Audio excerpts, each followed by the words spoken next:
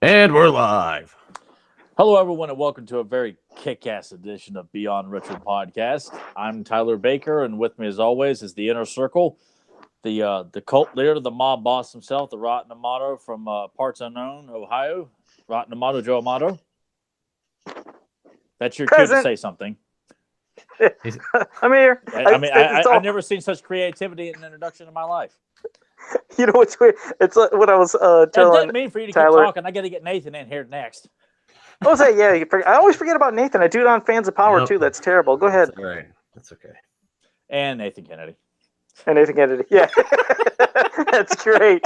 We got the cult leader. We got this guy. And we got because Nathan. Joe just killed my momentum with, hey, that reminds me of a story here, guys. Allow me to project my thoughts here. And Nathan's like, okay. I'm here And too, Nathan. damn it. He's like, hi guys. You've seen me for like 5 hours last night. But yeah, Mr. that's Kennedy the biggest. himself, the greatest Vince McMahon impersonator we've ever seen, that has yet to get that YouTube sensation status yet. Nathan Kennedy. He's like the Jason Sensation of Radford, Virginia. Oh man, no, don't. No, he's like all cracked out and shit. Well, now. back when he was legitimate is what I'm trying to say. Okay, I'm trying to be positive in that compliment. All right, then I'll just say you're the next, equivalent of like someone tickling a kitty on YouTube. Just give it time or something like that. Yeah, some shit on the internet's really dumb, right? Isn't it? And people just love to hey, look what I saw. Oh, look, someone's tickling their asshole. Oh, ain't it funny? Yeah, and then all your Facebook trends, like now it's the how much have you aged? It's like, well, obviously, if someone aged like shit, they're not going to post it on Facebook. So it's the most of these people. It's like, I haven't changed that much. Look at me. Or now I had 2 kids, and look, it made me look more adult. Aren't I cool? It's like, come on. Like, what the? I'm tired of I'm tired of Facebook. Facebook's trash. I'm grumpy today. I'm sorry. I'm going to pull Tyler on this episode. I'm grumpy. It's going to affect all three of us at some point in various times. Joe's like, guys, I just this podcast is over, and flips it over, and then he leaves, and Nathan's like, I hate life. Life sucks. What's the purpose of life? Yeah, you know what? I'm still trying to figure that out. I know it's not from lack of sleep. It's just frustration from sewer lines and figuring all that shit out. But we won't bring that up. What are we talking about today? You said we will talk about that shit today. Yeah. See what I just We are talking about, in my opinion, one of my top 10 films of all time, which just intensifies why 1987 is such an important year for movies, from Predator to He-Man, Superman 4, and of course what we're talking about today, One RoboCop. of these things is not like the other. And that would be between, us three, I guess. Is that what you're talking about? Well, no. You're like 1987. What a year for film. RoboCop. And it was a year for film. I don't give a damn what you Superman 4. Hey, go back to playing your Kid Chameleons and your Pac-Man video games and your streaming services and all that stuff. Your Dan Fogelberg. Yeah. By the way, I watched Temple of Doom on Netflix. It made me think of like what life was like for like Joe Amato's cult. Like Joe is like the Mola Ram of like the He-Man community. Like I could picture like Joe would like promote like having like these big like voodoo rituals and stuff like that, and they're all just like on their knees, and stuff like that. People trying to get hearts ripped out and shit. Yeah. Well, but it would have to be along the lines of what Joe does. Like Joe's constantly customizing stuff, so he's like setting something on fire to like make like the original paint on the vintage figure melt off. So he's like laughing maniacally that he's destroying a vintage figure to customize for somebody or something like that, And then I'm up playing Indiana Jones, and Nathan's my short round. That's how. Fuck you. Fuck off with all that. It's like, how the hell am I short round? Oh yeah, Nathan's short round. Wow. Sure. All right. Well, I'm done for the rest of the day. You Okay. guys have fun. Tyler, just text me, just be like, we're done, and then I'll just come in here and hit stop broadcast. Well, I will say, here's another thing. Like, I watched Fatal Beauty last night, and Brad Dourif's in it. He's got like old school Nathan hair. I'm like, looks just like Nathan if Nathan was a drug lord. Like Nathan could play like a Brad Dourif stunt double. I mean, yeah, you know what? There is a picture of him and I that exists because I did meet him. But if you had like really like the long hair that you used to have, like you had in Fatal Beauty. Yeah, but didn't he wasn't his hair like way frizzier than mine? It was had a bit of a puff to it, but it looked like certain angles like it looks just like Nathan back in the day. Now I gotta see what he looked like in this Yeah, movie. Joe, did you ever see Fatal Beauty? No. Oh, okay. Yeah, yeah. Yeah. Except his is just kind of. It's like it's long, but it's all like one length, and it's like right here. Yeah. So Well, looks, it's a little bit more trimmed up since he is in a Hollywood picture. But I was just like, God, he looks just like Nathan. If Nathan was, a drug lord in the '80s, that would have been him. Huh. Yeah, And did you say you posted a picture, Nathan, of both of you guys on Facebook? Oh, Is that what you said, or- it's in one of my photo albums. I think it's what year was that? Mad Monster 2014 or so, Which one? where we met Brad Dourif. That was the first one, right? Yeah. I thought that was like 2013 or something, 2012 or 2013. I don't know. Yeah. I don't know. It's all a blur now. That was a long time ago. All right, so we're talking RoboCop. He's got Ed 209. Yeah, Nathan got this for me for Christmas, so had room to set him there. It's a badass figure. Damn right it is. But well, Joe, since you're the oldest, you probably saw it in theaters. I did. Of course you did. Now, did it upset you that there was no like full-blooded Italians in this movie? Yeah, we had the one guy playing one that he got called a wop or something during the movie. I couldn't remember what he said, but yeah, that guy wasn't really Italian. So far, you're a wop ass. Yeah, it's like that guy ain't fucking Italian. But no, yeah, it was a movie I seen in the theater, and just like most movies. And first, I wanted to ask, what does it look like? Because I can't see you guys. I've told everybody. Well, you were looking fine before we started, and now that you started, it looks about the same. And then sometimes I can't even see you at all. Like the screen just goes blank. Yeah. No shit. I mean, when I am there, is it filling the whole screen from side to side, or? No. Oh, then hold on. Do you think I could move the camera during this and it would change? I mean, yeah, you can try it, or just break your tablet, one or the other. Did that change? Yeah. Hold on. It did? Okay, hold on. Let me get my thing straight because I'm a little crooked. I don't even know. I could just tell that it's crooked. Okay, is it okay? Yeah, I mean, you're back to your old VHS quality. Yeah, your VHS quality, but you fill up more of the screen, which is what you want. Yeah. All right, there. I want to fill up more of the screen, but no, yeah, it's a movie I've seen in the theater, and just like most movies, I always remember what it's like when I leave the theater. And sure shit, everybody was doing this stiff kind of walk. Everybody, it's like, I don't know why, you see somebody and you're into them, it's like everybody's walking like RoboCop when the movie is over. I even had a habit of doing it when I'd go to school. Everybody's like, would you quit walking like RoboCop? And it's just, I love the movie so much, but it's also one of those movies that it was great, and a lot of people that when I would want to see it again on VHS back in the day, it was like, man, did you go watching that Kitty movie? And I remember I always told them, I was like, Kitty, and this was coming from adults, usually my older relatives. I said, did you ever really watch this movie? I said, this is violent. And of course, even watching it within years later, it's like, damn, it was even more violent than I really thought. I don't know if I just took it for granted because I always watching Friday the 13th and horror movies. It just, I was, like immune to the shit. But what a violent but great ass movie. You pity the guy, you see what happens at the beginning to him, but once he becomes RoboCop, just what a fucking great action movie. This is a movie, unlike RoboCop 3, which I've just never wanted to watch. We're not wasting our airtime with that. Yeah, that one's just, it's an abomination. Joe.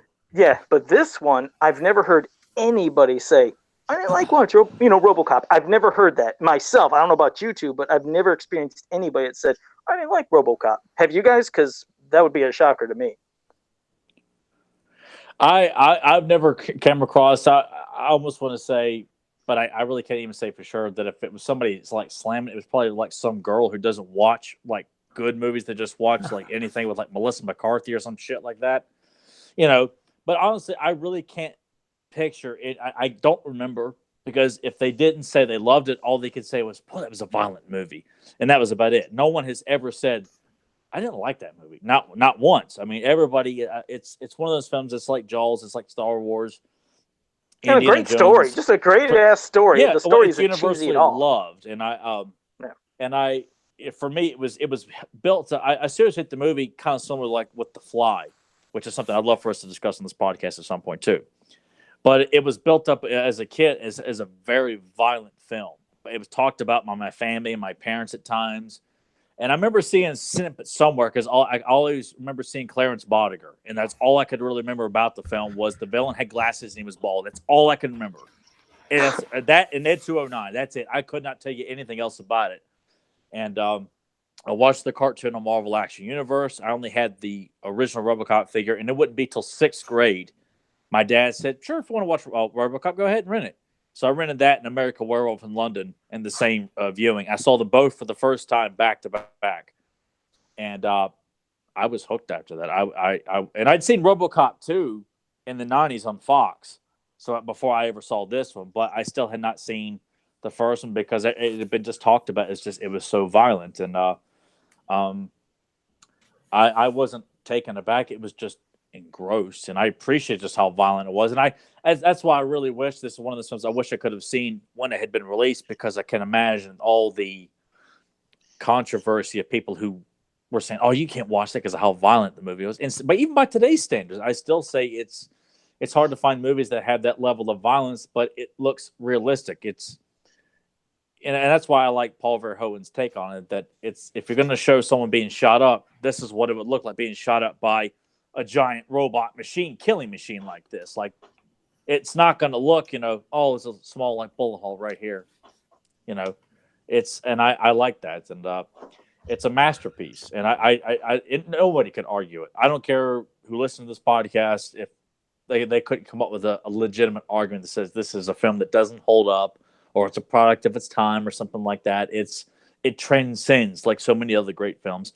This needs to be preserved like Terminator is, but I forgot what was like the American Film Institute or somebody has preserves like certain films. RoboCop has got to be one of those films that is preserved, like Wizard of Oz, Terminator, Star Wars, Jaws. It's one of those films that, I feel like, you don't want to show a 5-year-old this movie, even though Nathan kind of grew up. Yeah. Seeing it a little bit earlier, I think, but I mean, I wouldn't let Bryant watch it. My nephew, I wouldn't let him watch it, at an early age, but I think it's an important film because it's just a film that was not afraid to take chances, and it suffered a little bit behind the scenes because of it, but it's been paying dividends ever since it came out. And I think everybody that was involved, from the actors to Paul, to Rob Bottin, to Phil Tippett, everybody that was involved. It's a movie that I love. As I get older, my passion for this just goes more a quote to death. I, like Joe, sometimes like to think like when you're walking the it's just fun to, like, if you could walk and make that noise, God, how awesome would that be? I think that would get annoying after a while, honestly. Well, that's only you, because you like to like shit all in my parade all the time.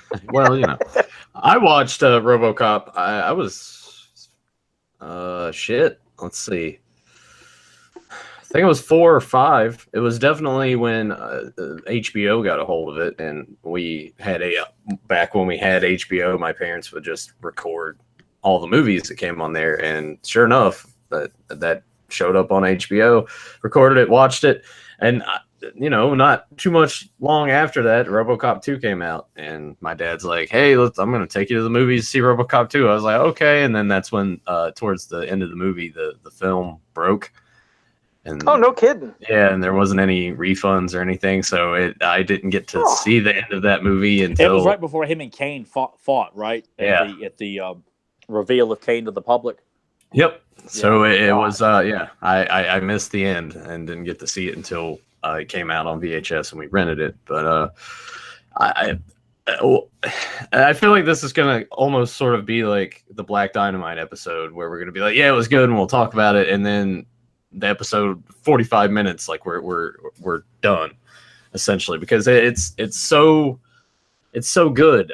I can see, like, if someone were to not like it, it's probably because of the violence. To be like, oh, it's too violent, I don't want to watch it. But that's what the movie was supposed to be. Yeah. Violence, just a good ass movie. And, the thing is, I'm sure at the time when they first did this movie, I'm sure they weren't targeting, thinking, man, I hope this is, going to really catch on with the kids. But that's the thing, it really did catch on with the kids and adults, and so much so to where you could see, like when they started making the other sequels, yes, it seems like the violence was really toned or taken back. Like, okay, let's just dial this back a little bit, and then you get a TV series of it, you get a cartoon of it, you get action figures of it. It's crazy that these iconic characters that are, I don't think, ever meant for kids become role models to kids. It's bizarre.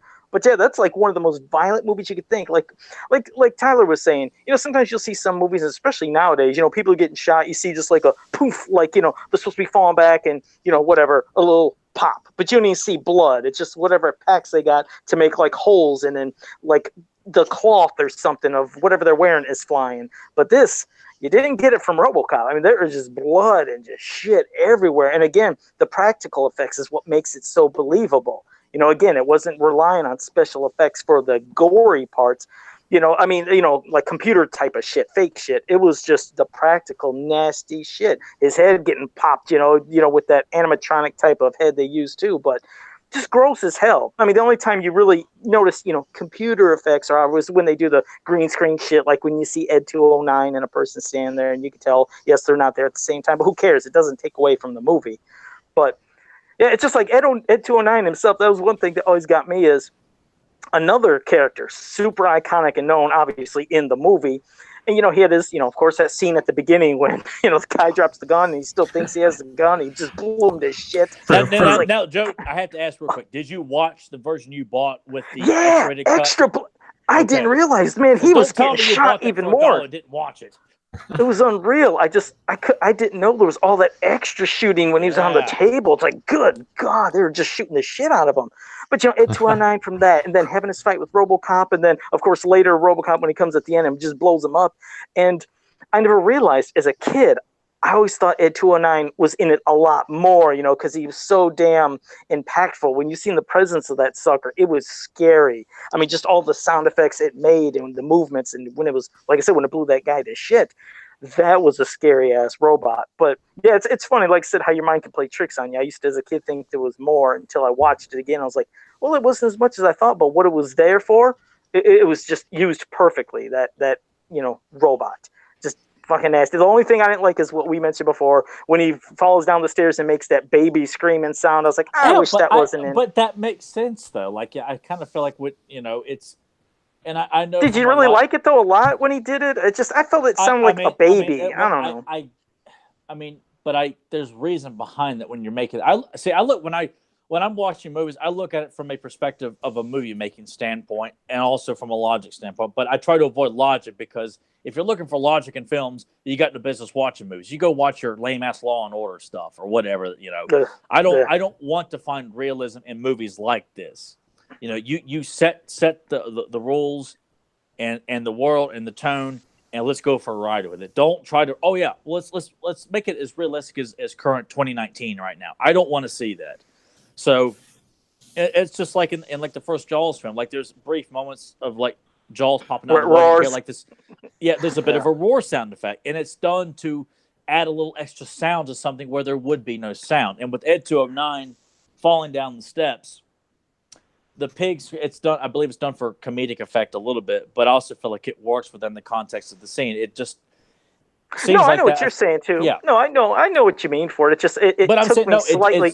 It's never bothered me. It's never taken me out of the moment of like, okay, RoboCop's got away from him, then he runs into the police force waiting for him down in the parking garage. Like I don't like. Oh, it was only for me was just.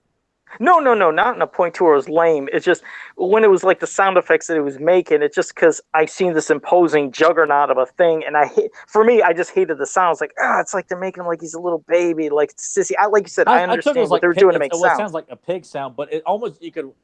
I mean, Nathan, you guys can disagree. Like, it sounds like he's trying so hard to get up, the gears are squeaking and screaming, and just they're working all over the place because there's no control. He doesn't know what to do, so he's just. Kind of lost his mind because he doesn't know how to get up. So, I mean... So they made sure they programmed in the pig squeal just in case. Like, okay, if you ever fall, this is the sound you're going to get. Squeal. All right, Joe, I know what you mean. Here, and I don't like it. No, he's like, I don't like it, Joe. He's like, I'm supposed to be the one that makes those smart-ass remarks. I'm not trying to be cute during this movie here. I'm taking this movie seriously, okay? This is my last dragon here. This is my movie from the streets here, buddy. Yeah, that was the only thing, though, like I said, in the whole movie I didn't like was that part. But otherwise, I love the whole movie, and it doesn't take away from the movie. It was just a part that yes, when I would nitpick something, if there was ever that drove me nuts, that was it. It was just like in Friday the 13th, Part 8, at the end, when Jason is sitting there and he starts to drown in the toxic acid. You hear him say, "Mommy." I was like, oh, God, I hated But that part. I mean, whether you like it or not, that makes sense within the context. It does, at but least it's with a what they're nitpick. pushing throughout the film, though, you know? Yeah. Because No, I'm I not know a what you fan mean of, with like, that. of adult Jason Just the pining to be nitpick. a kid again, or that transition. And then when he was a kid, oh, God, when the acid went away and there's a boy there, oh, that drove me fucking nuts. But that ain't, yeah, we can't talk about that movie right now. I love it, but oh, I hated that part. Go ahead, Nathan. I think I rambled too much. It doesn't bother me with the noises, and it does sound like pigs squealing, but I mean, I don't know. Now you guys got me thinking about that. Like, it doesn't. That part of it doesn't bother me, and his voice is cool anyway. 15 seconds to comply. I mean, can you guys argue, like, is there a scarier robot that's graced the silver screen other than, you know? And I would dare say the Terminator, but as a kid, I was scared of the Terminator. I was more like, you know, because I didn't want to boot on. I wanted to root for him. But that's what I meant. He scared the shit out of me. That's what I mean. Ed 209, that's why it was so frightening. So when that moment came, it pissed me off because everything about him scared the hell out of me. I was like, this is just some gigantic, unstoppable, fucking giant robot with all this artillery that would just rip you to shit. So that's what, you know, because like the robot in RoboCop 2, you know, when Kane or whatever became the robot, I was like, I didn't feel him as much as Ed 209. I really loved Ed 209. But I don't recall you not liking Kane in RoboCop 2. No, I just don't. Comparing his design with Ed 209's, that's what I'm saying. We're talking about a more intimidating. Kane had a pretty damn. I mean, nothing is going to beat this guy, but I think Kane is a worthy follow-up overall. Like, no, it's a good design. I just prefer Ed 209. It just seemed more imposing. Like, I guess the impact of his debut, his appearance when I first seen it compared to Kane and his robot, it's like I felt like Ed 209 won the award for the most fucking imposing looking goddamn giant robot. That's what I meant. He just had that more imposing look to him. I know Kane's more agile, though. No, he is. Oh, yeah, he can at least walk down the stairs, yeah. Or that he can climb up an elevator shaft as well. Right, too, quick. So. Ting, ting, ting, ting, ting. Yeah, exactly. Well, I mean, that's kind of the beauty of what Verhoeven was going with, because obviously this movie does have that kind of cynical satire-esque behind it. So to have Ed 209 as like the superimposing, build it up, but the one thing that they didn't think about is how's he going to get down the steps. Sure. So and that makes sense too. Yeah. Like the way his feet move, like can't quite compute or whatever or comprehend. Cannot compute. Yeah, cannot compute. That. Cannot All right, compute. well, piss you off at the end when RoboCop just pulls out the giant artillery cannon, throws it on top of the police car, just blows the hell out of Ed 209 just for his feet to, just. That was a quick shocker. I like that when he said there 20 seconds. He just pulled out, boom, blew away, and had that smile. I was like, RoboCop got a kick out of what he just did. I like that. Yeah. Well, let's transition into our human villains. Man, Clarence. Clarence, what a bastard. You know, it's kind of funny for him to have gone from that, and I know Tyler doesn't like that 70s show, but I used to. Then I enjoy, and him as Red Foreman is fantastic. He is one of the highlights of the show. But man, just what a ruthless guy. And for Murphy, his first day on the job, to go out, runs into him, and to just be taunted like that, and is in because really all I've watched is the unrated, the X-rated, unrated cut. When he shoots him in the hand, obviously in this cut there is more, right, than what was in there theatrically. It had to have been. The theatrical cut doesn't show his arm being blown off because when they start opening fire on, his arm's already gone. Okay. So in the X-rated cut, you see his right arm get blown off, and then he's like kind of stunned, and then they open fire all over him. But Jesus, just I don't know. I'm kind of off on this episode because I'm too busy thinking about the other shit I got to do. Well, and that's understandable, dude. Don't beat yourself up about that. That's a big problem, dude. So but don't beat yourself up. It's Detroit. Like I feel like Detroit is still like that. It's still talked about. Like Detroit is still just sort of just down and grimy, and crime is everywhere. It's like how it is. Chicago too. Honestly, I feel like there's not enough movies that have taken place in Chicago like that. It's usually like New York, or once RoboCop came out, it's like, oh, Detroit. but Chicago doesn't get enough love for their violence and murder and crime. But maybe we should go stage like a low budget fan film with like a crime drama where Joe was like the Italian mob boss. I'm not going to Chicago. Maybe Doug could attest to any of that. No, Doug could be. We can hire Doug for the director or producer, and then you and me could be like a couple of buddy cops who don't get along, because you're about, I'm hot headed and everything, and I'm like, come on, guys. I'll be like the Richard Grieco. Like, I try to talk people even down from jumping off the ledge, and Nathan's like, let me just put a bullet in their head and be done. Man, that is a name that I haven't heard in a while. Richard. Well, I know. I just pulled that right out of my butt, But I think Joe would make a great mob boss. Yeah, Joe's got to be. He's got to be the villain. He would be the guy that's like during the film. It's kind of portrayed like, oh yeah, he's kind of the public sees him as he's a good guy, but then it transitions to certain scenes. It shows just how like ruthless that he is. He's like taking dudes out like out in the fields, and they make them dig their own grave, and then he shoots them in the head, and then makes his guys like bury the bodies and everything.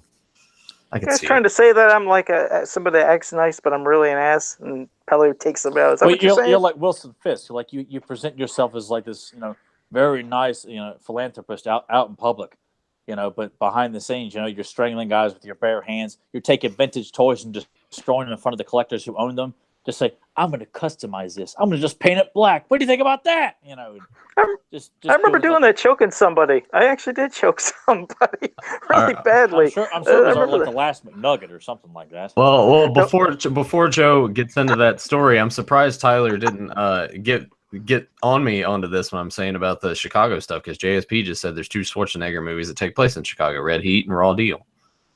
I thought you were talking about right now, like currently. I thought. Oh no! I was kind of thinking as a whole.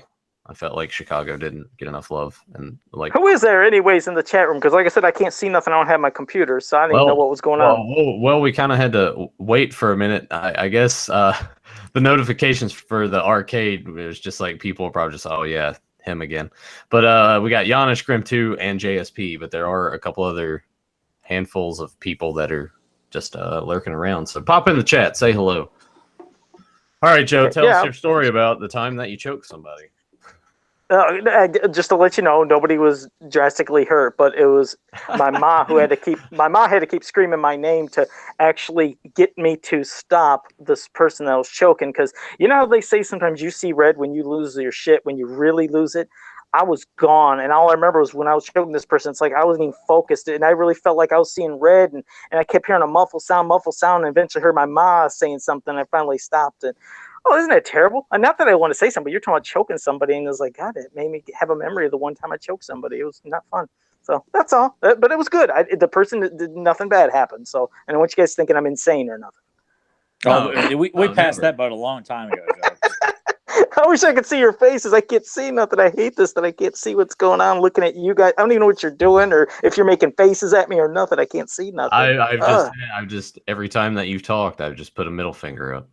You could, and Tyler could be rolling his eyes and making goofy faces and doing stuff, and I don't know what's happening. I could be like Danny DeVito and Twins when you're sitting there talking. I'm like, so yeah, you're not going to tell us what really caused you to choke this person. You're going to leave that out of the story. Well, actually, it was because somebody said something about my mom, and that was it. When they said something about my mom, I lost it. But it must have been pretty bad. It must have been pretty bad if you're gonna actually. I don't like nobody. I don't know, but yeah. That's an Italian stereotype, isn't it, Joe? No, it's not really. I think that's just a person's stereotype. I just have heard people like Italian folks that take it very personal. You bring their mom into it, kind of thing. I think it happens to anybody. You talk about somebody's mom, and yeah, you might lose it. But yeah, that's what it was, Nathan. But everything was cool, so I don't want people thinking, I did nothing bad. Are you guys making faces? What's going on? Because I can't, keep talking. Because I think you guys are doing something. It drives me nuts. No, that's just you being the paranoid mob boss that you are, thinking everyone's out to get you. Yeah, this entire time, man, I've just been like itching my back. Because my back itches because my skin's dry. I just been kind of staring off until you were done. Yeah. Was it? Yeah, I bet.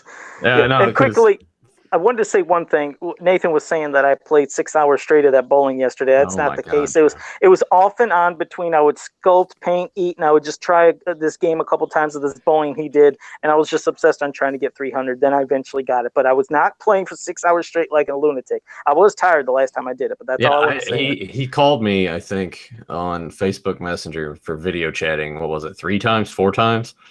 Yeah, I think it was 4. Yeah. And each time he was up to 290 on the final frame from having a perfect game. And the first time he bowled a 297, and that's the video that I posted on Facebook laughing at him because he failed.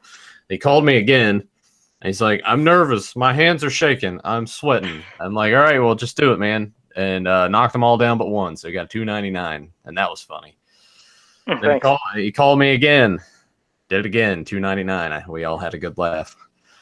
And then, shit, that final time, it was what? I think it was like midnight. I was half asleep. It was midnight. You're like, all right, this time I promise I'm done after this. I'm like, yeah, sure, Joe. And he got a 300. And I was like, all right. And he's like, I'm gonna go to bed. If you stream, I'll try to watch. I was like, all right, Joe. All right. So that's it. Just wanted to explain that. A quick side rant during the show, but I just had to say that. What an exhausting life Joe must lead.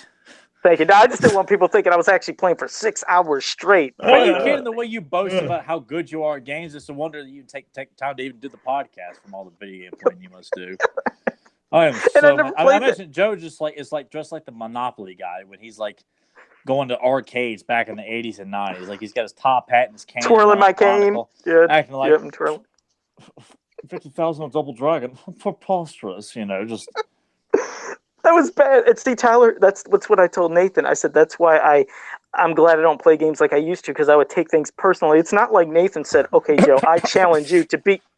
I don't know what's happening, but he was like, it's not like Nathan said, "Okay, Joe, I challenge you to beat my score." But after I seen him do that bowling, I was like, I've never played this bowling in my life, but now I want to beat his score. And then it became a quest to get 300. So I pick up challenges when they don't even exist. That's how terrible. Yeah, you pretty much. It's like you're just like, look. I've heard of this before. What's that? Where I'm trying to think of where I saw this scenario where like Joe's like playing the guy who's like, "Oh, so you want to fight, huh? Who the hell are you? Oh, right, I'll meet you outside. I just hope you don't use those whips over there on the wall." He's like Mel Gibson on South Park, thinking everyone wants to torture him. Like, dude, can we just have our money back? Just you're gonna shove something up my ass. Well, go ahead. Like, I just want my money. Can I get the hell out of here and leave? And Joe's just walking up to random people, thinking you beat my score, huh? Who the hell are you? That's what's going here. He's just. He's walking around with like a Super Nintendo controller and it's not plugged into anything. Yeah. He's just like, think you're trying to beat my score here? And then he's like, walking around it's like local Walmart. Where's it? You think you beat my? Like, what's the Super Nintendo? This right here. You just don't play dumb with me. Oh shit! I'm not crazy. Joe's just sitting on like a milk crate outside Walmart, sitting there playing a game that's not there. That's what happened to me. Yeah. A homeless lunatic playing imaginary And the next games. thing you know, someone's going to take his controller. He won't know the difference. He's just trying to beat. I got to get 300. There's nothing there. And they start throwing him quarters. Like, well, someone's eating the dollar menu tonight. You go to his house and it's like a Finkel, the kicker from Ace Ventura. Yeah. I know. He's got like blood on the walls, blood on the controllers, of names of somebody that beat his score 20 years ago, and he just can't let it go. Oh shit! I know he's got like Nintendo Power's got like blood hand stains all over like issues of Nintendo Power, and Nathan must die, and right controller only, instead of laces out, just comes up with all this nonsense, Oh shit! See, Joe lends itself to like so much parody. Like we could do like a series of films and short films of just putting Joe in as a star. As long as we feed him, he'll shut up and just do whatever we tell him when we say roll the camera. That's pretty much it. Yeah. You feed me, I'm usually a happy person. I admit that. And Joe's like, "Hey, you want to play in this film? We'll give you free food." Okay. And it's like, can you imagine how much money you save on the budget? You don't have to pay your lead star. Yeah. Just give him something to eat.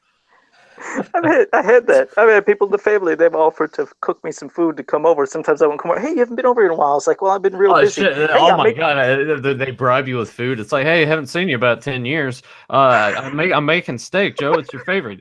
I'll be there.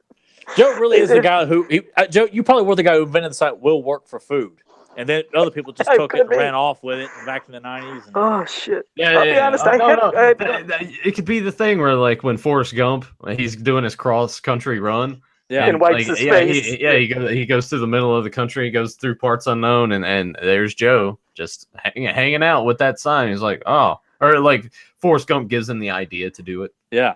Well, just Yeah. say Oh, wait, yeah, that you'll could work be for food. Joe's like holds his head like, "Oh my god, give me a sign so I can customize it."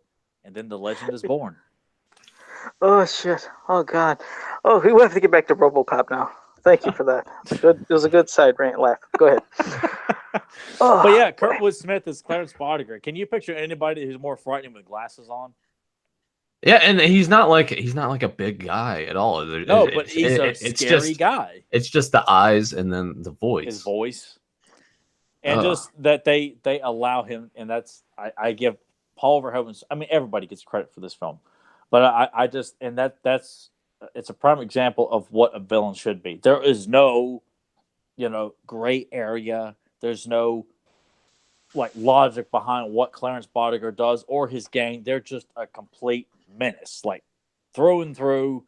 And I just get sick and tired of villains being afraid to do that nowadays, where they want to have the villain be hardcore, but then they give him the reason why he did it. Someone stole his lunch money back in 8th grade, and therefore he's had it out for society. And then they'll have to do all kinds of crazy stuff, but I feel like not seeing anything like that for Clarence Boddicker. The guy's just complete black, just solid black heart. I mean, just, like, can you fly, Bobby? Just call one of his guys out immediately if you're like, you burnt, just screaming at him for burning the money. Burnt the fucking money. It's as good as Mark. Just he's like a powder keg. Yeah. And I love that about Well, him. it's like, Bobby gets shot in the leg. And basically, he's like, all right, he fucked up, and now he's shot. I have no use for him. Let's just throw him out. We can use him to maybe stop him for a brief moment so we can get away. And just, I can't remember the guy's name because I'm terrible with most characters. Which guy are you talking about? The guy that is like the head of designing RoboCop. The lead on the project. Bob Morton. There we go. So when Clarence shows up at his house and just immediately walks in the door, bitches leave. Yeah, that's a classic line. I remember Chud.com took a picture of Kurtwood Smith from that 70s show with him smiling, and the caption said, bitches leave with him smiling. I just like, God, that was just, I love it to have a t-shirt of him smiling with the caption says, bitches leave, and that's it. God, that'd be great. I mean, I'm sure, go on Redbubble, Tyler. I'm sure it exists. Put it on the tank top. Yeah, that would be great. But like he just shows up, says that, and it doesn't really spare much time for talking. And then it's like pop, pop, pop in his legs, and then they look awful. Those gunshot wounds. Yeah. Ooh. The only thing that I could think that would hurt more than that is when RoboCop shoots that one guy in the dick. And he had every right. I'm glad he did too. Yeah. God, man, those. That's the one thing to the special effects crew did all those. I mean, because those gunshot ones to Mr. Kenny, to Peter Weller as Alex Murphy, to Bob Moore. I mean, they're just vicious looking. Like that helps sells. Like their acting intensifies and sells the pain. But man, they look real and raw, man. Yeah, God, can you imagine just getting shot in the dick? Like, obviously you get shot in the dick. Like, I just imagine you get shot and it's a certain way. I just imagine like your dick and scrotum is just like detached immediately. Please So just imagine it's like stuck to like the side of your leg, like inside your jeans too. It's flopping around and then it falls out the leg of your jeans. Yeah. Getting more descriptive. Jesus Christ. So I imagine that's too. Realistic though, Joe. And I imagine too, like you're obviously probably gonna like start to just piss yourself. Yeah, I've often wondered how that would work.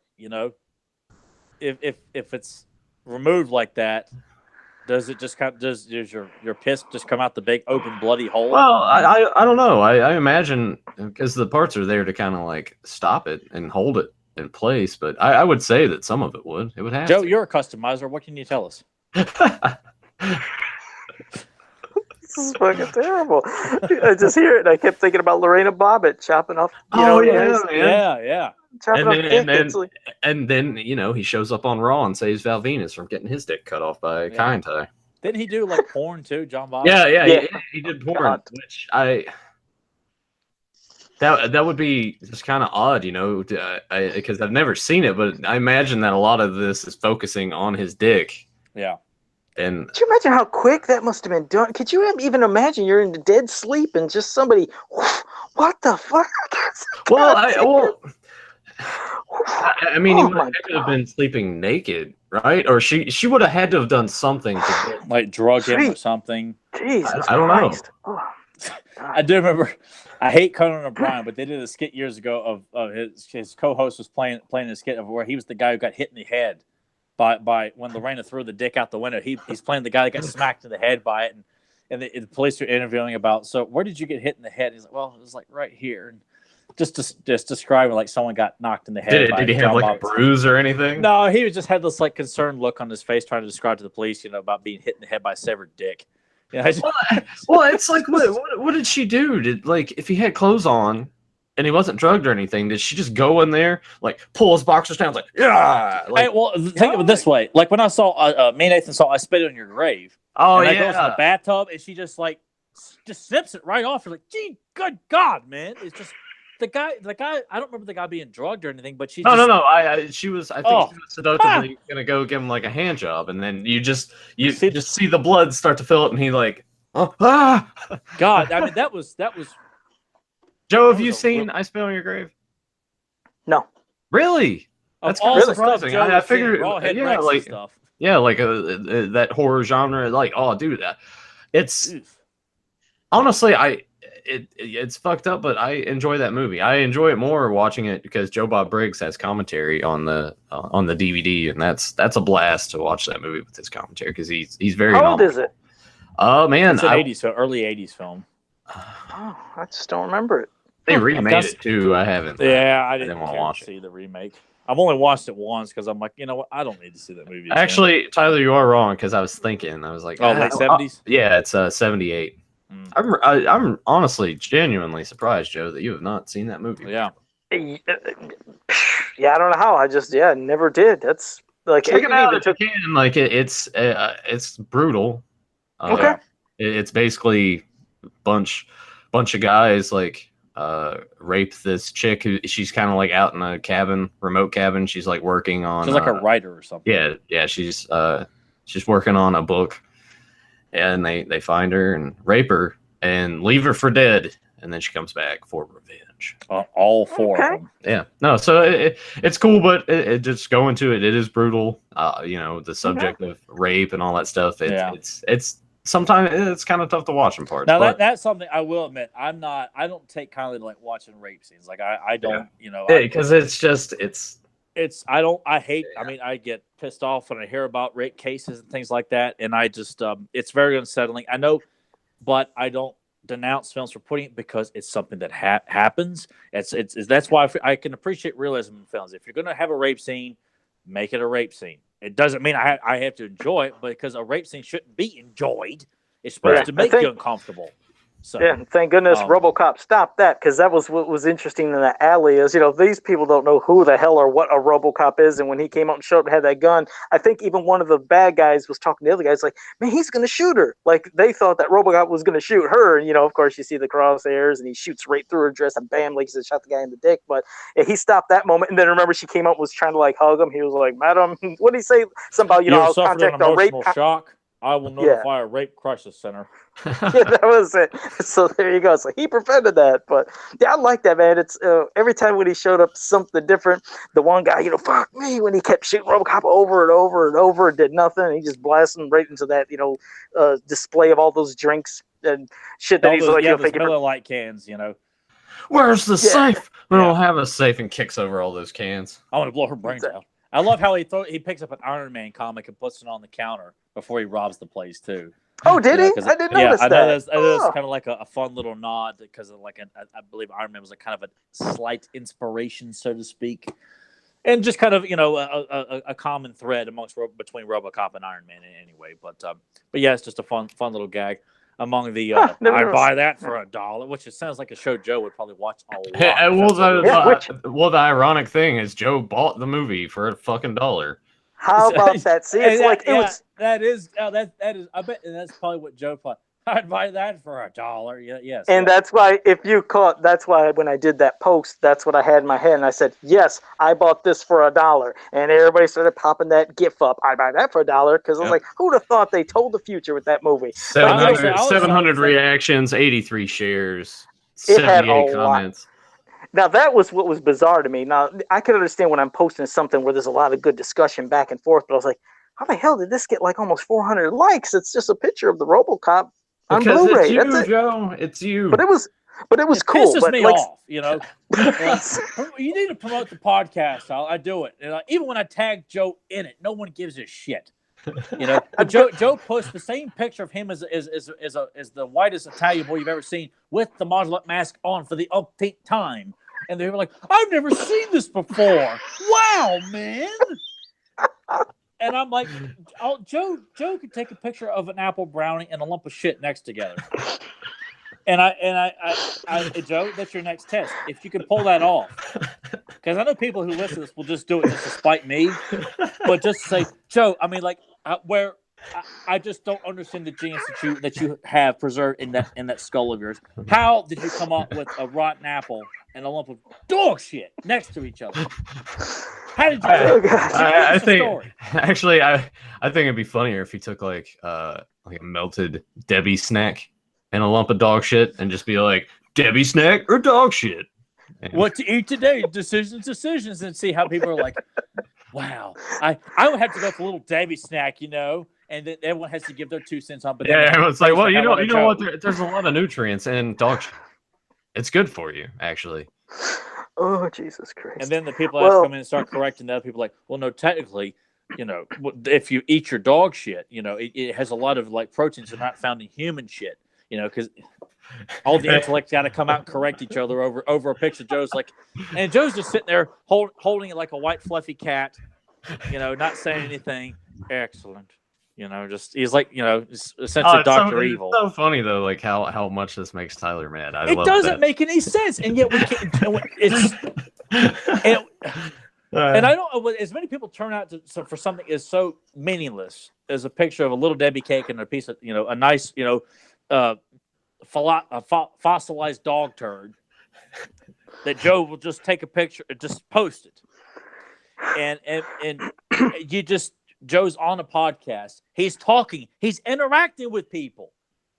And I don't understand the logic that if people get so excited to watch Joe post a picture, just get all worked up. What was that? I'm mocking the excitement. Yeah, Joe can't see any of that either. I can't see anything. I don't know what's going on. Like this weird the excitement people have. It's like they're getting all jazzed up and like they're doing lines of coke and excitement for it. You know, I just don't understand the logic that people get so excited over something like Joe posting. Look what I bought. How'd you do it, man? What's your secret? You know, next thing you know, Barbara Walters shows up on his damn doorstep. You know, to ask her, Joe, please tell us about your incredible sojourn to the Dollar Tree. You know, and then like Dean Cain's being casted to like a made-for-TV Hallmark movie. You know, Amato and Me. You know, or something like that. You know. The Christmas dollar with Joe Amato. You know. I like that. I like that idea. The Christmas dollar.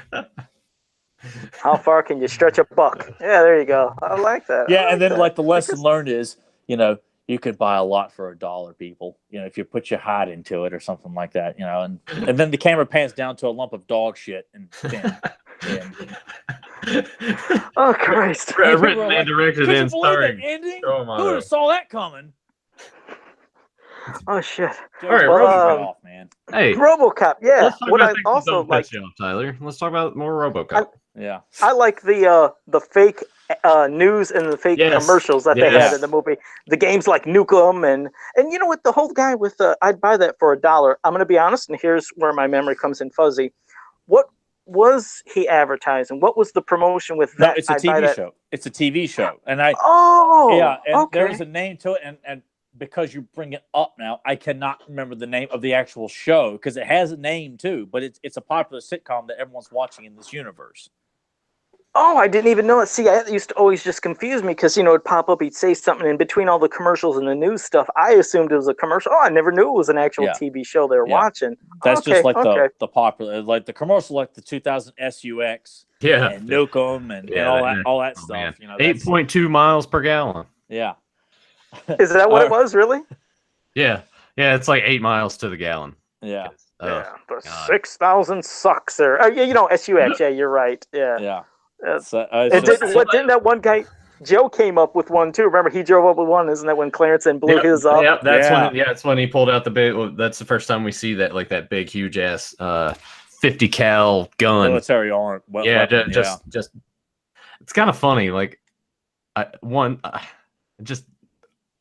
don't buy the one shot blowing shit up, but I do in this. I think if you throw the realism into it, if they tried to make it realistic, I guess is what I'm trying to say, is that it would probably just like go in there and do a lot of damage, but I wouldn't see it like instantaneously blown up. Anyway, why not? I don't know. Well, I guess it could because it would probably pierce. Like it'd be a little mini missile. Ed 209 at the end of the movie, like he ended up putting one of those guns on top of the. Yeah, that's what my picture was. Like it's almost like a miniaturized missile launcher. So yeah, when it goes in there, boom, it is going to blow shit to pieces. And it's supposed to be some new kind of, like you said, they are the military. It's like military grade, but shoot, what they do, it's military, and especially with all the crazy and shit that they're inventing in the movie. That part, I was real believable. I loved watching them just shooting that sucker, boom, blow up. I love that. Yeah, didn't they have like a couple of them? Especially when Ray Wise's character's up there in that tower, and RoboCop gets a hold of one and just shoots it, and of course that also leads into one of the better parts too, and I can't remember the goon's name, but when he drives into the toxic waste and he comes out and he's just like gradually just falling apart. Yeah, God, Clarence just fucking runs him over. Yeah. Oh, beautiful! I never seen a moment in a movie that was so gross but so hilarious. Every time me and my dad would see that scene, when he comes out, when he goes, and just melting with that shit. It looks so nasty. But then when Clarence hit him and it splits in half and just went to shit, we laughed our ass off. I mean, how do you go from ew to? Well, I think it helps a lot too, because when he hits him, Clarence is just like shit. Yeah, Kurtwood Smith saying shit the way he does. Yeah. Just the obliteration of that body is what got me. It's like, wow, just to complete mush was so gross.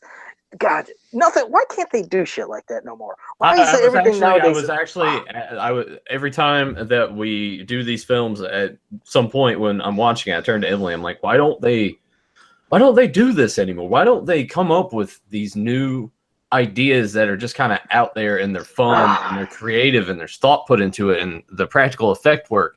It's like now it's just rehashings of everything. You get them every now and again, but it really, I mean, let's think about this for a second. In this time period, you have a cop who gets shot up and he's essentially put back together and he's a robot. Simple enough. But they make it work. You have another story of here's a crew that's going out to take out another thing. Oh, but here's an alien force that's here to like take them out one by one. Simple enough, but they do it in a way that it seems just bursting at the seams of creativity. That someone saw this out and it's like, you know what? This sounds kind of crazy, but we're gonna make this work. We're going to make it believable. We're going to pull you in and make you think, oh, wow. Like, and that's what is missing. You don't want to say something? If I can I just say the quickest 45-second rant in history? Because I don't actually want to discuss the movie I'm going to say, but I'm going to mention something about it that pissed me off. Okay. It's the new Predator movie that came out. Why the hell did you watch that? I warned both you guys to stay away from it. I wanted to watch it just to see how bad could this be. And within that movie, the entire thing, which I'll just wrap up in 45 seconds, is they try to give too much explanation of everything, of the name Predator. I'm not going to even explain it because it's annoying, but they explain why it wouldn't be this because it should be that. It's like they're almost mocking the Predator's name from the 80s, and it's an underlying thing that they do in it. And also within that, you find out why he's really grabbing the skulls with the spine. There's another reason behind that. It's like, you guys just don't fucking. I hated it from that. I'm telling you, And then, not to mention, Did you guys see it? Just I by did. chance? Did you see it? No, I did, but I See, Nathan, so you see what I mean? Isn't that annoying? It's like how they're mocking Yes. why the name Predators and this is why he gets the spines. It's like, Yeah, no, just go back and fucking have a movie be a movie and that's it. Enjoy. We didn't need to see that. When we seen the original Predator, you didn't wonder, I wonder what the real reason is he's getting that spine. I wonder, is the name Predators, does that really make sense? Let's find out what everything where he came from. No, it's a fucking, you guys are driving in the jungle. There's this creature, you don't know what the fuck's going on that you're less fighting. is more. Less is more, and it worked perfect. They tried to explain every goddamn thing in and this I blame movie, Shane and it Black sucked. for that too, Mister. Terrible. For original Predator. I'm like, you know what? You may have written a couple of good scripts in your time, but you got no Horrible. business directing something like this. Was it annoying? It's Yeah. like a slap in the face. It really, they did. They slap in the face to the original and the fans. I fell asleep I missed the last 45 minutes. Emily stayed You awake. didn't miss none. Yeah, Well, you didn't miss she none. started to explain it, and then I'm like, well, did they do this and that? She's like, actually, she's like, yeah. How did you know? I'm like, I don't know. I just seemed like from what I saw, it just seemed that's where the plot was going and everything. So I filled it. Fucking And horrible. we took it back, but the one thing that was stupid, and the one thing. well, the main Sounds a thing to lot. me that's stupid is the reason that this is called all sort of happening to begin with is the kid puts the helmet on, and they work in the thing where the kid's autistic, and I'm like, did we really need that in this? Like, honestly, why are we doing that? Is this to cater to something? Like, what was the point of this? So the autistic kid ends up having like the superior DNA that the Predator wants. And I remember catching the tail end of it. Joe, you can correct me on this, but the main lead guy who sucks, he's not charismatic at all, and his line sucks. Yeah, his delivery was terrible. But there's like a new it's kind of like a Predator. It's like A an Super Iron Man Hulk suit Predator? shaped Yeah, like a yeah. Predator. And he's like, "Oh, that's mine," and then it's like credits. I'm like, "What the fuck? Oh, What's that's that?" yeah. I didn't get it, but Yeah, I'm sure that the movie probably didn't perform like they wanted. So let's No, just hope it there is was no. a flop, and, Yeah. and rightfully so. And that's what I mean. You know what? If this, and that's why I'm always against the new He-Man movie. If this is what you guys have to bring in terms of like carrying on a great idea and franchise, and this is all you guys want to throw at us, don't bother. So let's I just don't say him saying that at the end when he was talking about that suit's mine. Don't worry, you're not going to see it because they ain't going to make another one. Because I don't know, man. I there's part of me that feels like, all right, well, let's go. The other thing in the movie too is just over a period of time, these characters are starting to use like Predator technology, and it's just what it just doesn't. Fuck. Yeah, it was bad. Not good. It was bad. Yeah. So I didn't mean to do the quick side rant, but goddamn, that was No, bad. We had to. I'm all for people slamming that film because I listened to an actual like full on like detail by detail review of the film when it came That out. was bad. So God, I knew it was all bad. that stuff before you guys ever saw it. I'm like, oh my god! And I knew the guy wasn't just making it up or exaggerating. I'm like, that's what's actually in this film. I'm like, there's no way in hell. I don't care if there's I don't care gunpoint whatever. Pull that trigger because I'm not watching that film. And I just. I mean, it just really absolutely. hurts my feelings a lot to think that that's what Fox, this is what they're doing to carry on. They've done it to Alien, they're doing it again to Predator. You just kind of feel like, when does it ever stop? And you got all those morons sitting at the head of the table, studio execs like, well, people just don't like these films. Put them back in the can. We'll bring it back in another 20 years or so, or something like that. Yeah, I honestly I feel like the franchise that has suffered the most from this is Terminator. Oh my God! Without a Jeez, doubt. Oh, why'd you bring that up? There's gonna be another doozy. I had to. I mean, part 3 is just that It was the sucked. beginning, Oh, God. and then Salvation. Oh, yeah, Salvation. I was done rough. after 2. 2 was like it's just 1 and 2. That's it for me. All That's the what I rest they needed could to just stop keep them. at. They're just like that's it. It's over. But here's what's gonna happen now, because I know that they're still I think they're doing a new TV series for it. When that inevitably flops, here's what I'm thinking: when James Cameron finally pulls his head out of his ass and he's like, "I'm not like Avatar." I got to make 11 sequels to Avatar. when he's done with that, or his Titanic shit and everything, I feel like there's going to be a point in time he's like, all right, I'm going to come back and do Terminator, and then they're just going to throw all the money at him because they're like, oh, he's got all these amazing ideas, and that'll probably suck too. So, fuck, man. The president, and I mean, shit. Like, look at the film we're talking about today. They remade it, and why? What was the point? And that was bad. That was sucked. Universally panned just when they announced they were doing. I mean, it was like, I won't say it was as big as the Ghostbusters announcement, like the backlash for that when that was announced, but RoboCop was unanimously heavily disliked when they said they were doing it. Yeah. I mean, I just and there was no way I was going to see it. I can't remember if Nathan said he actually saw it or not. I think I watched about half of it when it was on Prime Video to stream. They had it on there for a little bit, and I checked it out. And it's basically just following the first film beat for beat. I mean, there's a little bit of like do a little twist here and there, but it was nothing. Yeah, but I would say that is way better than The Predator. Oh man! If I was to say one was, I understand. Going in my head, I would be like, all right, I'll watch RoboCop remake again. I don't want to watch The Predator. Never want to watch that Predator again. That was bad. But did you want to get back to? We can get back to RoboCop now, because that side. I'm gonna ask you guys too, because because one of the biggest things about this that we've all mentioned several times is the violence. And it's always bothered me that, content like that in sexual content, and that's why it's a shame that Paul Verhoeven doesn't work in American films anymore. After, I think, Hollow Man was his last theatrical release. He did it here in the States, which was another flop. But I felt like, the kind of films he wants to make, I embrace his mindset because of where he comes from. Like, sex is not an offensive or taboo thing where he comes from, and he doesn't look at violence as this. Violence is real. Violence happens. It's happened in our history. It's currently happening now, and to pretend like a gunshot wound doesn't look like this, as opposed to what you'd see on primetime NBC special, I like that mentality. I feel like is just not embraced enough. And occasionally you get a film like John Wick that comes through and doesn't shy away from the violence. You get a pencil knife smashed inside of a guy's ear or something like that. But I think overall, like I just hate that a director as fine as Paul Verhoeven, who did Total Recall, Basic Instinct, Starship Troopers, Showgirls, that's like a glorified girl in gold boots. People who like Mr. Science Theater know what I'm talking about. It's not as bad as everyone says. Plus, seeing Jesse Spano naked too. Who the hell can argue that?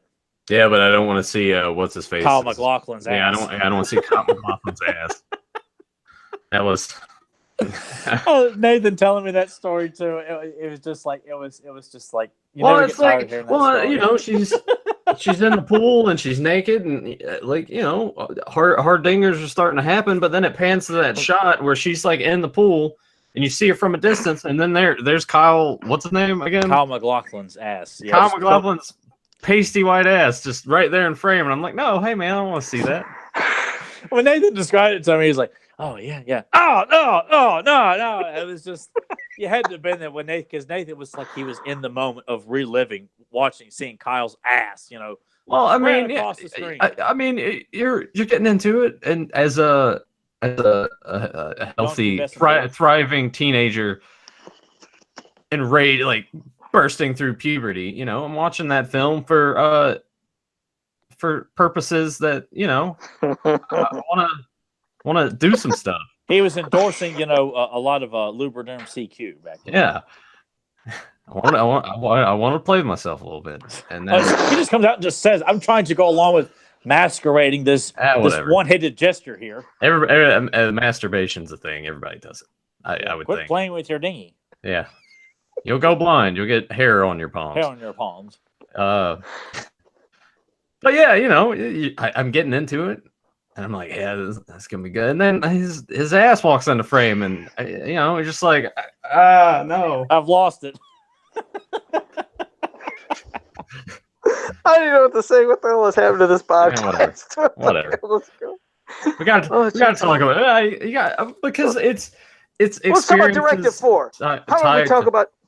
let's talk about Directive 4. He's ready to sit there and he's going to arrest I was Dick talking Jones. about Paul Verhoeven, and then that's how we ended up talking How about do we go Kyle's from me ass. playing with myself to Directive 4, Joe? Because I got to quit thinking about this. Jesus, God, this has went down the I shitter. was trying to make a point, though, that I think it's a shame that the content that's in this film and all the Paul Verhoeven movies is not embraced, or studios are just so antsy about releasing a hard R film that's got heavy sex scenes or heavy violence that are, unless it's a historic film like a Saving Ryan's Privates or something like that, it can't just be a straight up action film that's got heavy special effects of blood and gun violence and limbs being blown off, and you also see a lot of bare breasts. Yeah, they look at it from a standpoint of, I guess, if it's rated R, it won't make as much money, and honestly, that's not the case. If it's a good film, people will go see it. Yeah. But also at the same time, if they're worried about violence, like that's why the rating system is there. Yes. So it's not like, I mean, in some cases it'll work. I've seen like when we saw Piranha, there's like what, an 8-year-old and a 10-year-old there with their dad and the mom. Or when we saw It, the remake of It, we had like a family and their children. Yeah, that little kid every time, and his sister's just laughing at him. That was funny. I went to go see End of Days when the Arnold movie with We Fight the Devil, and we saw a family and their 2 little kids, and we knew going into it, like my dad went to go see it beforehand so he could tell us like when to like close their eyes like during like the explicit sex scenes. Wait. You had to close your eyes when you went and saw End of Days? Just kind of like not look, because look, at this point, Dad was willing to take us to go see it because he knew we were Arnold fans. But he said, "Look, there's a big sex scene in the movie. Just turn away from it. And I'll tell you." But dude, you were like 16. I was in 9th grade at the time. All right, so you're 14 or 15. Well, like I said, at the time, you can't get into an R-rated film by yourself at that time. I know that, but for your dad to let you in there, and look, at that point, I just wanted to see. Use the honors to Tyler turn your head. And that was it. Turn your head about 5. I don't know. That just seems kind of weird to be in a theater with my dad at age 14 and I can't look at titties. Oh, my brother was there too, so you kind of have Joey, to. All right. I had to step off the side to get a drink for a second, but yeah, that part killed me for a second. Oh, geez. I said, you had to bend to these roles to see stuff, and I never had to do that. Well, of course you didn't have to do that, but you know what? I didn't have the luxury of that. I could watch See, that's the thing, and that was what always. And I've said it before. My parents were so inconsistent about what you can and can't see in films, and that was just. I was just so thankful I got to see it in theaters. But I saw a family with 2 real little kids, like a boy and a girl, sitting in the front of the theater, getting ready to watch a movie about Arnold battling the devil, and there was going to be sex scenes, sacrifice scenes and stuff. And I just thought, that's all I could think of was those 2 little kids sitting in the front of the theater with their parents, thinking they're going to go watch a wholesome Arnold film because they're thinking like they're going to see Kindergarten Cop. I don't know with a title called End of Days. Yes, you kind of know what to expect. Yeah, I was so shocked about that because I thought like. It's not a traditional Arnold film. It's still not a traditional Arnold film, but Directive 4. Yes, Joe, get your rant in about Directive 4. Oh, I didn't know if you were. No, I can't see, so I didn't know. At this point, Nathan I'm like, I can't carry on my soapbox discussion here when you guys are making fun of the way I was brought up. Oh, that's not right. No. Both of you can go to hell and eat fossilized dog turds on the sidewalk with little Debbie cakes. I just remembered that whole Directive 4. I remember when he tried to arrest him and couldn't, and that contorting, like, what the, like, I remember the first time seeing, like, oh, shit, what is he going to do? They put this little directive in there so they can't, arrest any of those OCP, or, no, I'm sorry, any of those PCO employees, Joe? No, yeah. No, OCP. But I was trying to... When he was questioning himself, OCP, no way, I'm like, just trying to deliberately throw him off. Yeah, because it happens quickly with me. You know me. It's like, wait, did I screw up a letter? But and you say the right thing a lot. Then you question yourself, like, well, if you're going to do it, I might as well have fun with it. So yeah, and I can see that. No, he said it right, Tyler. I'm like, shut up, Nathan. So that's what just made it even better at the edge, when he got fired and he's like, thank you, and just shot that fucking guy. It works so good. God, it was just so perfect and just delicious. Just a goddamn good movie. Quick thing is, I want to say something. You're talking about some gross shit. I don't know if Extra was as gross as I thought, but I'm going to have to revisit that movie. Oh, my God. The reason is because, you're talking about gross things and going to the movies. I think I might have been, I don't know if I was 6, 7. I've heard this story twice, so I'm going to sit back and let Nathan hear it. it'll be just quick. That was the first movie I went with my girlfriend. I was 7. With you, Joe. I was 7. She was 6, and her dad took us to go see that movie. That was the first movie I seen with my girlfriend. Dude, that's honestly like I thought having a girlfriend at the age of 9 was kind of young. For you to be 7. Yes, and going to that was the first movie we went to see, and it was so gross. I remember the screen; it was almost where I was down towards the front, so I had to look way up. But I just remember, just like you said, God, going to see movies that are gross or if there's nudity. It's like I guess I've always seen that, and yeah, that was the first date movie. How about that, Extra? So I'm gonna have to try to revisit and see if it was as gross as I thought. Yeah, see, that's cool though that you went to see that on a date. Most of my date movies around that time was like, Dude, Where's My Car?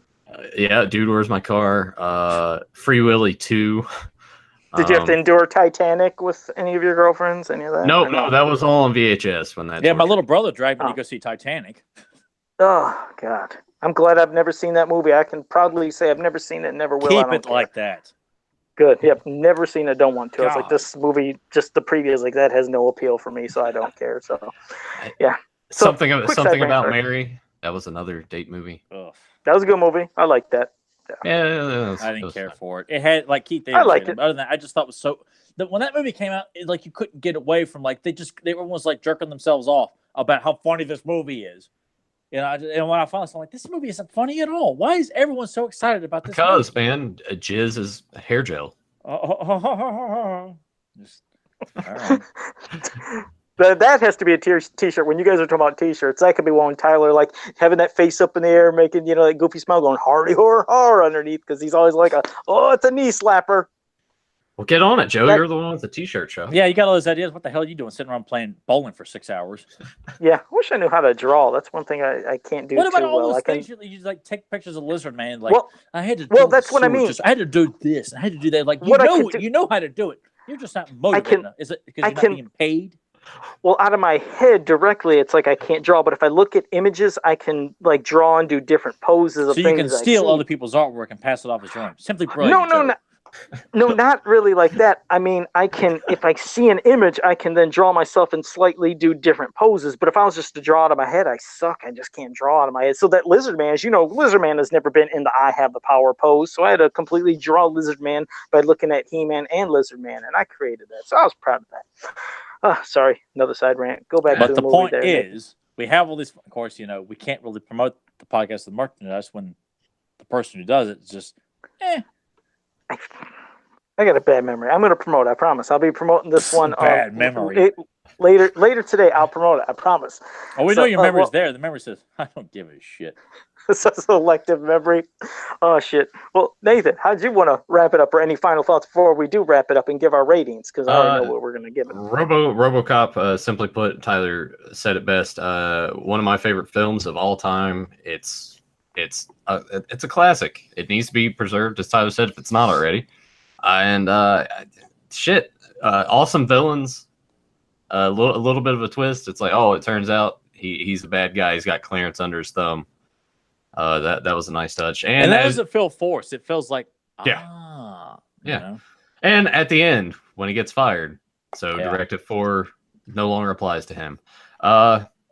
It's a shame that even though like RoboCop is great, and we won't waste time on RoboCop 3, it's just a shame that maybe honestly it is for the best. Remake aside, they haven't continuously come back to the well with this one like they've done with Terminator and Alien and now Predator, unfortunately. I will say, like, to touch on what Nathan's saying right now, like at least with Predator, we got Predator 2.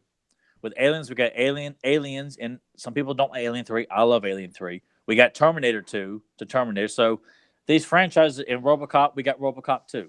Yeah. So I kind of feel like with these big franchises, they've all had solid one solid sequel. Whether you like the rest or not is up for debate.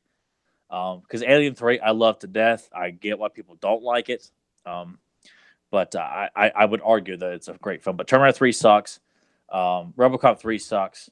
Terminator 3 sucks even more. But it is a shame that it shouldn't be this hard. Like Nathan said, it really shouldn't be this difficult. It shouldn't. And yet they just keep going as far away from what worked in those films that did work. And I'm no one's going to take the blame for it except the director and the people who were actually seen on screen. Yeah. You know? Like Tyler has a tendency to do, he'll blame the actors for it. No, I mean, no, not always, but I do blame the fact that like people like Will Ferrell, who's just like he's cast because he can run around with no shirt on, and it's just brilliant. How does he do it? You know, Mark Wahlberg plays to play the I'm from the streets guy. He sucks at it. You know, it's just what they do. You know, and Chris Pratt plays an asshole. You know? I thought we were going to go 1 week without mentioning his name, and he just happened. I was like, is he going to say Chris Pratt? He's not going to do it. He's not going to do it. He did it like, son of a bitch. I didn't do it last week or the week before. No, I mean, not just you, but I think Nathan likes digging. So I was like, Nathan hasn't poked Tyler this time, so there might not be a Chris Pratt name drop. Even when, like, you know, I mean, how many times, I mean, it's just monotonous. It's not fun to bring it up all the time. And then and I'm sure even for, you know, I can't get roused up every time someone, like, even if it's a listener, like, hey, what about Chris Pratt? Her. I'm like, I'm not going to dance for you. Like, it's not, it has to, it's just, you know. Dance puppets. Dance. Yeah, it's just. That's why I eventually look for other ways. Like, you know, out of our 80s action stars, Arnold is the beefcake to Stallone's Hogan. God, I'm going to kill you when I see you next time. See? You got to change it up. But this is easy. If it's in one of my favorite films of all time, 5 stars, no questions asked. 5 stars. 5 stars here too. Tyler gives it a 2.5. I give it a 6. Oh, all right. You're going to be a Meltzer. You're going to break your own. We're going to break the star rating system. Omega Okada, 6 stars. I'm breaking it. I'm just saying because it's absolute perfection. It's a flawless film. It really is. And it's only an hour and 43 minutes long. A testament, too, for these idiots who think they got to release 3-hour films now. And you got films like this, the first Turtles film, Ghostbusters, Predator, all under the 2-hour mark. Tell you a tightly packed even film. Barely over the 90-minute mark in some cases. Yes, and yet no, it's got to be 4 hours, 3 hours of just nothing but shitty jokes and bad dialogue, and you know it'd be great, make lots of money. Like, no, you people don't get it. You know, just because it's long doesn't mean it's good. Exactly. Same applies to dicks. Are you talking about Kyle MacLachlan there? No. It's gonna haunt me in my dreams. That's why Nathan has never seen Dune. Yeah. Dune honestly just never appealed to me anyway. Me neither. Yeah. I saw it. I'm just like, Like if I had to sit down and watch it, I would. But I was fascinated by like the paintings I would see of like the sandworm creature that's in the film. You see like a really cool paintings of the sandworm. And I thought that looks really cool, but I have no interest in actually seeing the movie though. Right. But I want to watch the sandworm. I'll watch Beetlejuice. Yeah, there we go. 5 stars all around. Anyone have any closing thoughts before I go into? Did you guys ever watch the cartoon real quick? RoboCop? Yeah, the cartoon. Yeah. I don't remember it that well, but yeah, I do.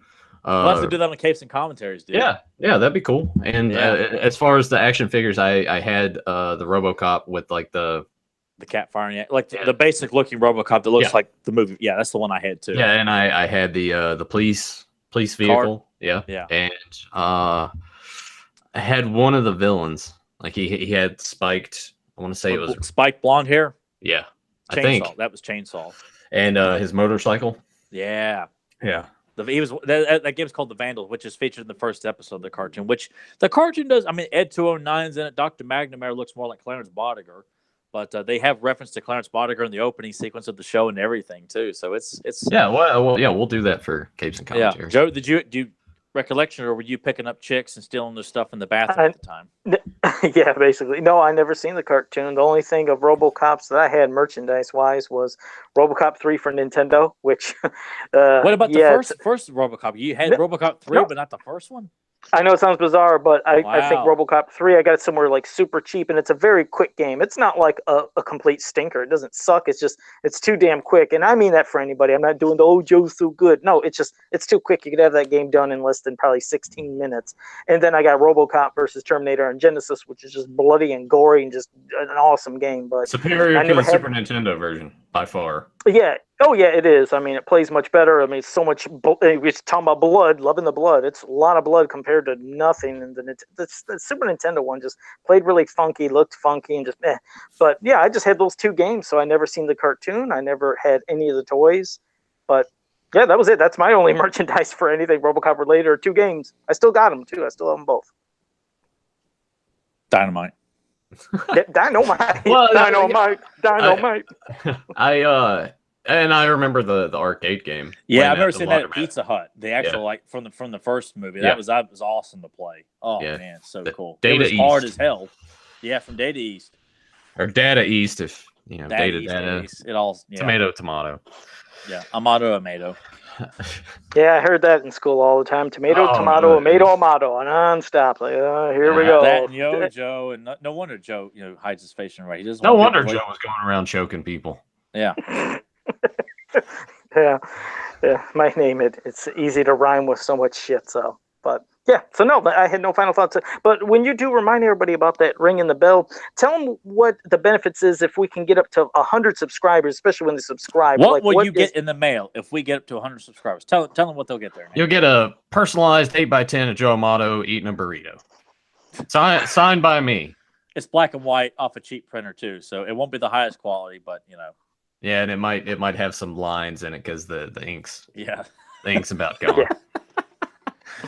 Pretty much. But the importance of subscribing and ringing the bell is, one, you get notified when we go live for podcast capes and commentaries and Beyond Retro, but you also get notified when I go live for Beyond Retro Arcade at 4:30 in the morning. So definitely, if that alert makes a noise on your phone, you might want to find a way to change it to something else, or maybe put But also, when you said we get to 100 subscribers, it gives us your own IP address on YouTube. No, but doesn't that mean you could yeah. stream other places? Like No, it gives you the custom URL. So, for Okay. example, when we're doing the closing on Fans of Power, we can say, hey, check out Beyond Retro at youtube.com/Beyond Retro podcast. And it's just easier. It's easier for people to type in and everything. The other benefit is once we do hit 100, it opens up other avenues of ways I can stream. So I'll be able to stream on mobile.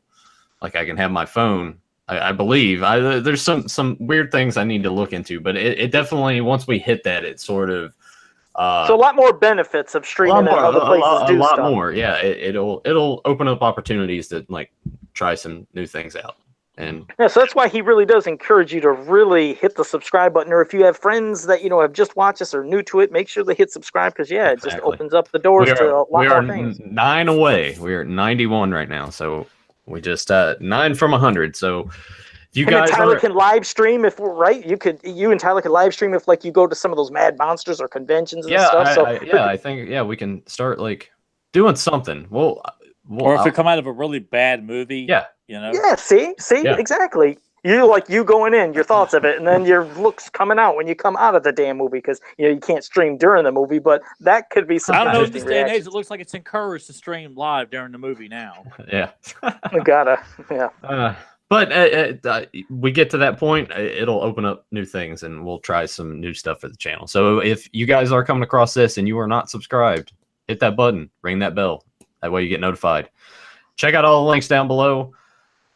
All the audio downloads. We got Podbean and iTunes. Joe's got his scarf on his head, so he's ready to go.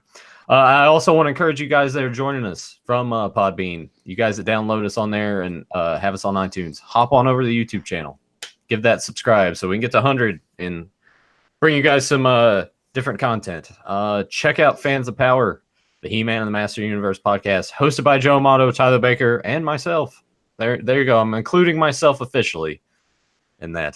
Buy Joe's t-shirts. Hit him up for one of those customs. Just tell him you want a Smurf or something. Yeah, because he's never done it before, so he's just aching to get his hands on the Smurf figure and customize it to, hefty at arms or Preda Smurf. I can do a Preda Smurf for everybody. God. Like our That actually does Facebook. sound kind of cool. Now you got them thinking about it. Like our Facebook page, like this video, leave a comment down below. Let us know your thoughts on RoboCop and its sequels, and Kyle MacLachlan's ass and Showgirls. Robo Smurf. I like that. Robo Smurf. I could do him God. too. God damn, but there's a whole thing, a bunch of ideas now. Did you just come across like a really cheap ass big box at a dump flea market of like Smurf figures that nobody wanted? And that's like, how the hell is you got so many Smurfs to customize? I got a lot of Smurfs. I do. I really do. But I think I'm gonna have to make a Robo and Predator Smurf now. Let's see. Why don't you just make like a why don't you just make a RoboCop California Raisin? That would be cooler. You pay me, I'll do it. You if you want me to do something, I'll do it. I'll do it. I'll send you a coupon. He'll send you like McBucks, like some old discontinued McBucks gift coupons. I'll send you some McBucks and I'll get Emily to make more cookies or something. I got $50 worth of McDonald's also, if you had like those boxes of McDonald's cookies, they used to sell at like behind the counter, like they had like the dispensers of like chocolate chip cookies. And I love those. Grimace or various characters on those boxes of cookies. Those chocolate chip cookies were the best. Damn, I remember them. Yeah. Now they got these baked ass ones. Fuck them. Yeah, I miss the days of those hard ass like cheap. You can tell they were cheap cookies too, because they tasted good. Fuck, they were of course, from your standards. Well, just throw them in the microwave. Just throw them in the microwave a little bit and soften them up. I didn't think about that at the time. Yeah, I expected freshness when I opened the box. I shouldn't feel like I had to go home and like put them in the microwave. I might go get some Famous Amos ones. They have those at Dollar Tree. These little boxes of Famous Amos, little hard cookies. I'm gonna go get some of them. Those are great. I'll do that when we're done here. Joe, do you have like an MVP card at Dollar Tree? I should. They don't have a rewards program. I don't think they have this. I guess it's like how much cheaper? Could you imagine? You go in there like, how much fucking cheaper do you want this shit, Joe? I mean, are you expecting to pay a nickel? It's like, if I would, I could. God damn it! Earning reward points at Dollar Tree. Give us your rewards. Oh no, I think Joe would just like to write like IOUs, just like in Dumb and Dumber. It's like a red marker. Just write it on a piece of paper. I owe you. That's as good as money. Yeah, that's as good. Yeah, and I imagine that's about as cheap as Joe wants to get. Just handing him a piece of paper with an IOU written on there, and he just walks out of the store with a bag of burritos. God damn. Oh my god! I'll also say too, because some more people had popped in the chat, so I'll give them a shout out real quick. Iceman Traveler, Jake Juggalo, Delva78. I think I got JSP because we sort of mentioned him earlier. Chris Chambers. I haven't talked to him in forever. Hope you're doing all right, man. And along with Janish and Grim too. So thank you guys for turning out live for this. Been a blast, and Joe and his dollar. I'll watch it on the rerun. I didn't see nothing, so I didn't see anything that was going on. Yeah, and leave the chat open too, so I can see the chat. Yes, I will. Going forward, I will leave the live chat there, so we can. It'll be there for everyone to see. The specific moment when Grim 2 said, "Chop dicks, Joe strangling people, Nathan wanking." This has indeed become quite weird. And that's all on you guys. Yeah, I had nothing to do with that. I was like, I'm the innocent guy. That is true. Tyler didn't have anything weird in this episode. No. Jake Juggalo says famous anus? No, Amos with an M as in Michael. Famous Amos. Yeah. All right. That would be like a great like knockoff like cookie. You might like see like in a porn shop, famous anus cookies. Oh yeah, and the cookies are like molded into like the shapes of like porn shit on a cookie or something. No, it's like molded in the shape of porn stars' assholes. Yeah, kind of like how like Hershey Kisses and those like cookies. It's like shaped like an asshole right there. Yeah, famous anus cookies. Eat them fast. And Joe's face is like on every box of famous anus cookies. They're cheap. Just you hold them like that. It says something like, eat them fast because they smell like ass. So like, there you go. Famous anus cookies. Holy shit! Yeah, because it melts in your mouth. Yeah, there you go. Yeah. Oh my god! All right, well, Tyler, let's go dig ourselves out of this ice. We didn't even get any snow. Really, it was all just sleet. So you guys be careful. Yeah. Well, I think the roads are fine. It's just like the driveway I gotta get out of. So I'm gonna go dig myself out of there. Joe's gonna go eat some ass at Dollar Tree, and I'm going to. And until then, we will see you in the future to talk about the past. Thanks again, everybody.